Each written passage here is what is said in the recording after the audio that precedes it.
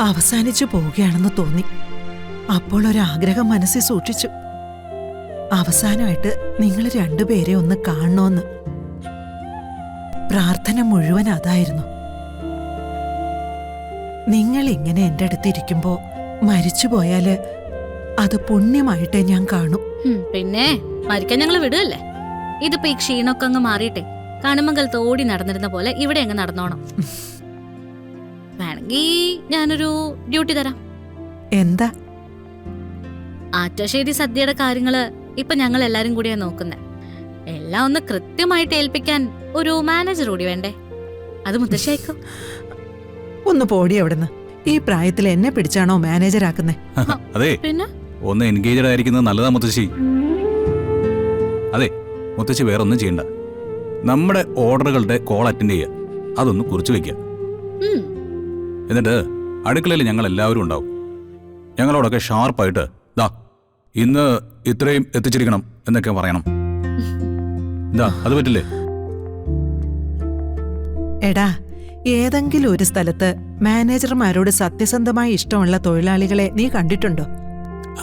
അങ്ങനെ ചോദിച്ചാ അതില്ല. അപ്പൊ ഞാൻ നിങ്ങളുടെയൊക്കെ മാനേജർ ആയാലോ? നിങ്ങളൊക്കെ എന്നെ വെറുക്കില്ലേ? ഓ, മുത്തശ്ശിയോട് ഞങ്ങള് അങ്ങനത്തെ മാനേജർ ആവാനാണോ പറഞ്ഞത്?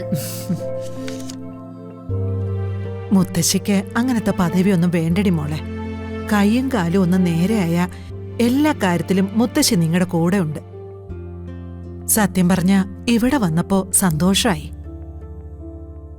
എന്താ കാര്യമെന്നറിയൂ? മുന്നോട്ടു പോവാനുള്ള വഴി നിങ്ങൾ കണ്ടെത്തിയിരിക്കുന്നു. എന്റെ മക്കള് തളർന്നിരിക്കുകയാണെന്നാ ഞാൻ കരുതിയത്. പകരം ഞാൻ കണ്ടത് ആത്മവിശ്വാസത്തിന്റെ മുഖങ്ങളാ. അത് തന്നെയാ ഏറ്റവും വലിയ കൈമുതൽ. അതങ്ങ് സൂക്ഷിച്ച് മുന്നോട്ട് കൊണ്ടുപോയാ മതി. മുത്തശ്ശി, താങ്ക് യു. പക്ഷേ എല്ലാ ക്രെഡിറ്റും ദാ ഇയാൾക്കുള്ളതാ. ഇദ്ദേഹത്തിന്റെ മനോബലത്തിലാണ് ഈ ചക്രം ഇങ്ങനെ കറങ്ങിക്കൊണ്ടിരിക്കുന്നത്. ചുമ്മാ പറയാ മുത്തശ്ശി. ഒരു ചെറിയ കാര്യം ചെയ്തു നോക്കാമെന്ന് കരുതി. ചെറിയ തോതിൽ വിജയിക്കുകയും ചെയ്തു, അത്രേ ഉള്ളൂ.